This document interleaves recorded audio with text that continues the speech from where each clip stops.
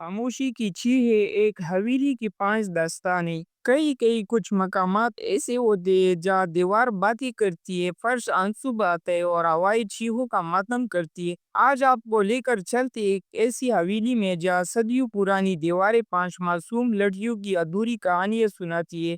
تیار ہو جائے کیونکہ یہ سفر آسان نہ ہوگا۔ یہ کہانی ہے چٹان پور کی اس حویلی کی جہاں برسوں سے کوئی ہنسی سنائی نہیں دی۔ کہتے ہیں یہاں آنے والی ہر لڑکی کے خواب درندوں کے ہاتھوں ریزہ ریزہ ہو گئی۔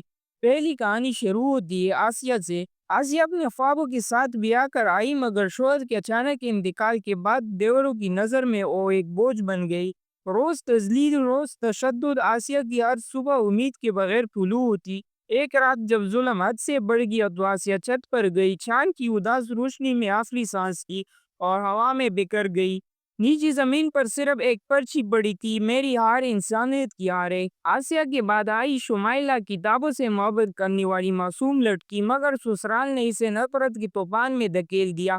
بیٹی کی پیدائش پر طعنوں کی بارش ہوئی۔ جب شمائلہ نے خواب دیکھے کہ بیٹی کو پڑھائے گی تو ایک دن اسے زہر دے کر ہمیشہ کے لیے خاموش کر دیا گیا۔ آخری وقت میں اس کی نظریں صرف اپنی بیٹی کو ڈھونڈ رہی تھی اور اس کے ہونٹوں پر صرف ایک جملہ تھا، میری بیٹی کو میرا خواب بنانے دینا۔ پھر سمینا آئی۔ دیوروں نے اسے رسم کے نام پر غلام بنانے کی کوشش کی۔ جب اس نے انکار کیا تو اسے تہہ خانے میں قید کر دیا گیا۔ اندر اندھیرا، باہر صد میری۔ دن ہفتوں میں بدلے، ہفتے مہینوں میں، مگر سمینا کی چیخ کسی نے نہ سنی۔ برسوں بعد جب حویلی ٹوٹی تو تہہ خانے سے ایک ڈانچہ نکلا جس کے ہاتھ میں ایک کپڑی کی پرچی تھی۔ اب بھی سانس باقی ہے، کوئی ہے جو سن سکے۔ حویلی میں تڑپتی کہانیوں میں ایک اور نام آ گیا، روبینہ کا۔ محنت مشقت میں اس کی جوانی گر گئی۔ جب اس نے ایک دن سر اٹھایا اور کہا میں بھی انسان ہوں تو دیوروں نے اس کی وجود کو مٹی میں دبا دیا۔ رات کو سنسان حویلی کی دیواریں روبینہ کی دبی دبی سسکیاں سناتی ہے۔ آج بھی جب ہوائیں گزرتی ہے تو لگتا ہے کوئی کہہ رہا ہو ہم نے روشنی کو مرتے دیکھا۔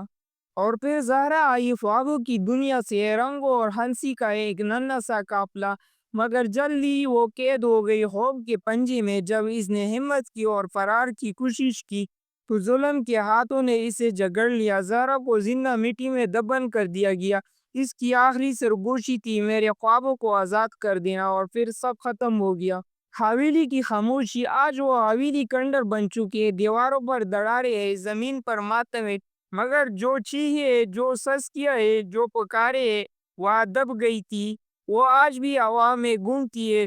سن سکو تو سن لو، خاموشی بھی چیختی ہے۔ دوستو، یہ صرف کہانیاں نہیں، یہ خون سے لکھی ہوئی سچائیاں ہیں۔ اگر آپ کا دل ہل گیا ہو تو ان معصوم روحوں کے لیے ایک دعا ضرور کرے اور ظلم کے خلاف اپنی آواز بلند کرے۔ چینل کو سبسکرائب کرے اور ویڈیو کو شیئر کرے، کیونکہ سچائی سنانے والے کم اور ظلم سہنے والے بہت ہیں۔